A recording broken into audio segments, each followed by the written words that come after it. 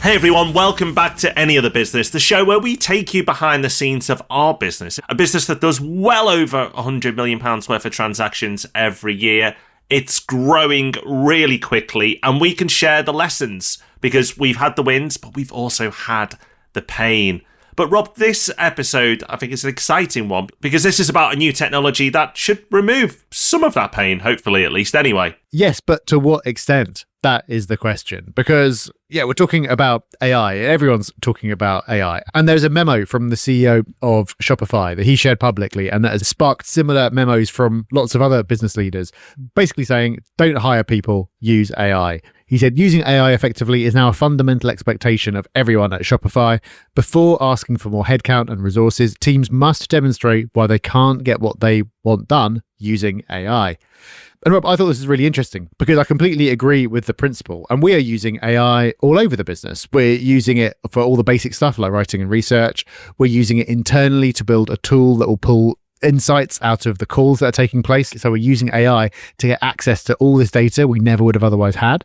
And we're using it externally. We've taken all our knowledge and packaged it up into an AI bot. So if you go to propertyhub.net/AI, you can chat with virtual us, 10 plus years of knowledge that we've shared publicly. So we are super pro AI, but also adopting AI is not the top priority in our business. Actually, getting more people is the top priority in our business. And that just seems like such an interesting contrast to me. Yes, we seem to be bucking the trend at the moment because we're very focused on hiring people. Yes, good old-fashioned humans. Because we are growing really, really quickly. And that's an amazing thing. But you always need to feed in the talent. And we're not ignorant of AI. If you are regular listeners to the podcast, you know how excited by AI we are. We've just given you a few examples of how we're using it in and outside of the business already.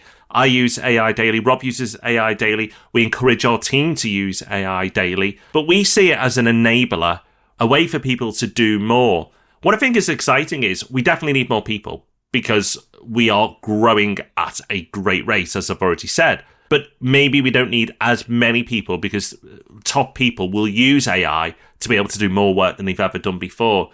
And I think that's the challenge, Rob, is finding people who use AI as a tool and aren't scared of it and use it as a way to get more out of themselves. Because if they use it as their own private assistants, they can flourish. They can do incredible things in their career, whether it's with us or elsewhere. This is general advice. Like, don't be afraid of it. Embrace it. And don't do it to write your emails. That's like low level stuff. Yeah, do that, but then look at what else it can do. Use it as your sidekick. Use it to be able to suddenly wow the people you work with. And in our teams, what we started to encourage and what we're going to encourage more is for people to use it as their assistants to help them get even more done than before because we are growing. But AI isn't enough when you're growing at the rate we are. So that's why we need that top talent as well. So I don't think it's one or the other. When the business is growing, you want both. You do want both, and the two do go together. Because you might think that AI benefits poorer performers more. You might think people at the bottom, it'll bring them up to the middle, and that's a proportionally bigger jump. Someone at the top, that'll just give them like a little incremental gain. But there's loads of research that shows that actually AI is creating bigger gaps because the people who are already the top performers can use it to become super top performers. And I was actually speaking to someone the other day who runs a big outsourced tech development company. So he's got a big team of developers. And he said that obviously everyone has adopted AI. But what he's seen is that his best people who were already like 5 times more productive are now 20 times more productive because they're making better use of AI. And it sounds strange at first, but then when you think about it, it kind of makes sense because the skills that you need to have the imagination and the ability and the confidence to adopt a new technology are probably not that dissimilar to the ones that you needed to excel at work in the first place. So it seems like it's not bunching everyone together, it's making the differences between people even greater. And that's just one of the reasons why it's more important for us than ever to not just bring bodies in, but to bring in the very, very best people we can possibly find. Now, if you're listening to this and thinking, oh crap, I don't use AI, or I use it just for emails, and you said that's basic. The beautiful thing is, the education is there. Just go on YouTube and start searching for uses for AI.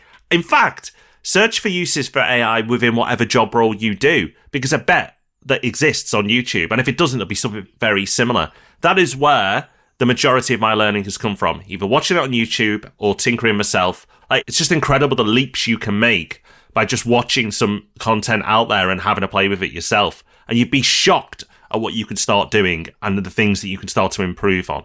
So we've indicated that we're very bullish on hiring at the moment, which is great. It's a great and exciting time. It's actually the number one priority in our business. If you ask our leadership team right now what our number one priority is, I'd like to think, I hope, that they would all say hiring key positions, because top-level talent makes a massive difference to a business. And we've got a team with a lot of A players in. And the great thing about A players is they want to work with other A players. So that's what we're on the hunt for right now. If you're interested in finding out what we're looking for, then do check out propertyhub.net/jobs. The show notes will also have the link there as well. And currently, we're after people to join our investment team. They're people who source the properties, put the deals together. That's a really exciting role. Another exciting role is that we're looking for more salespeople, but people who understand property. We want experts. We want to fill our team with experts who then, when they speak to our wonderful clients, they feel like they are delivering the best service and the best knowledge. Of course, we offer a lot of training once they've joined, but we want people with a good, strong knowledge before they've joined as well.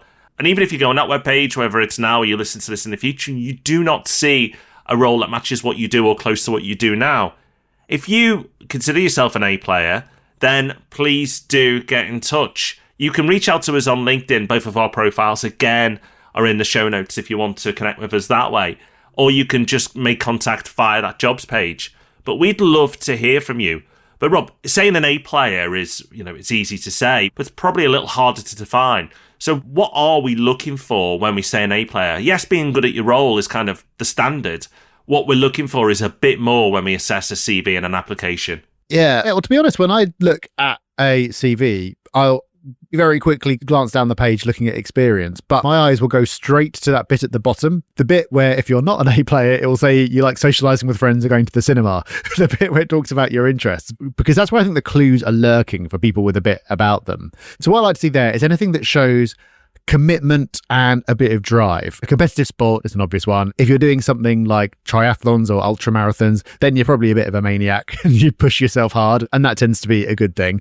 But not just that. It doesn't have to be a sporty thing. Doing something off their own back. I love it when people have got weird interests or side projects or things that they're working on purely because they want to. So that's always a big thing that we look out for in marketing, because the best way to develop actual hands-on marketing skills rather than just the theory is to do something yourself and figure it out. So if anyone's got a YouTube channel or a blog or anything else, I love all that stuff. So Rob, those are the things that tend to catch my eye, but I'm sure you've got your own as well. Yeah, I look for all those things, Rob. It's incredible, right? But I promise you, when we look at CVs, it's exactly the same for me. The first place I also go to is that section. And putting reading and into fitness and doing a cinema is not going to cut it. Not with us anyway. You need to have done something more. It could be volunteer work. It's just something more, something outside of the day-to-day. Everybody does the day-to-day. Everyone on the CV has job roles. Everyone will list their achievements. And because of AI, it will read really, really well. But what have you done, achieved, or are doing outside of your day-to-day? The best employers want to know that. That's the bit that we crave. That's the bit we want to understand. And some of the most talented people we've worked with have done those extra things. They're the signs that you go, okay, that's super interesting. Avid learners as well. People who are just avid learners. Harder to demonstrate in the CV. But if you are the type of person that's constantly looking to better yourself because you watch YouTube videos to educate yourself, or you read books, or you go on courses, or all of the above, however you approach learning, if you can demonstrate you do it on a regular basis, it's not something you've done once just for the benefit of your CV, but that's who you are as a person, that you always want to learn and improve. Well, again, that's something that helps you stand out. And remember, this is not just for us, this is for any role. So this is career advice. We appreciate not everybody who listens to this can or will want to work at Property Hub. But whether you're looking for a new role or within your current role and you're looking to progress, there's a lot of advice in this podcast today that will massively benefit you. Please don't ignore that, because other people will overtake you if you don't start using it. And again, you need to be using it in a high level way.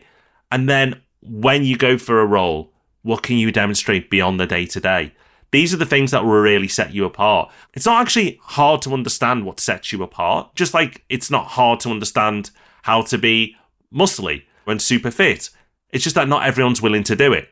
If everyone was willing to do it, we'd all have six packs. So the formula is there. It's in plain sight, whether it's fitness, your career, whatever it may be. All the formulas are there. It's just most people aren't willing to do them. But if you take your career seriously or your business seriously, because this applies to people who run businesses as well, if you aren't doing this, you're going to be left behind. And a point we have to get across here is it's not about a choice. It's not choosing between people and AI. It's embracing both. Absolutely. And I think it actually becomes even easier to stand out because using AI poorly just makes everyone sound mediocre. We see it in our hiring. So many people just come across exactly the same. So if you just do something a little bit different, it'll stand out more than ever. And again, as a business owner, AI is making businesses all sound exactly the same. So again, doing something a bit different pays off more than ever. So that's what we are up to. We've made some huge strides with our recruitment over the last couple of months. We've had some brilliant people come through the door. But as we said, we are looking for more. So if you are interested in coming and working with us, then propertyhub.net/jobs is the place to go.